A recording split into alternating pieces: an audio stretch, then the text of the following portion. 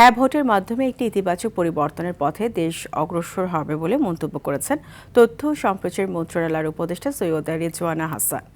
নীলফামারী জেলা শিল্পকলা একাডেমির সম্মেলন কক্ষে প্রচার ও ভোটার উদ্বুদ্ধকরণমূলক মতবিনিময় সভায় তিনি এসব কথা বলেন। এসব উপদেষ্টা আরও বলেন, জুলাইয়ের চেতনাকে ধারণ করেই এই গণভোট আয়োজন করা হয়েছে, যার মাধ্যমে জনগণের প্রকৃত মতামত ও প্রত্যাশা রাষ্ট্রীয় সিদ্ধান্ত গ্রহণে প্রতিফলিত হবে।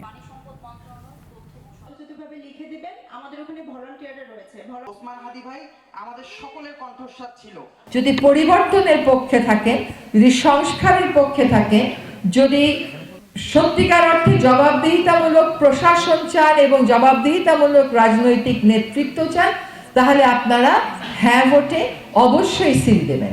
দেশের স্বার্থে, সমাজের মঙ্গলের সাথে যাকে আপনারা উপযুক্ত মনে করেন তাকে ভোট দেবেন। দ্বিতীয় বিষয়,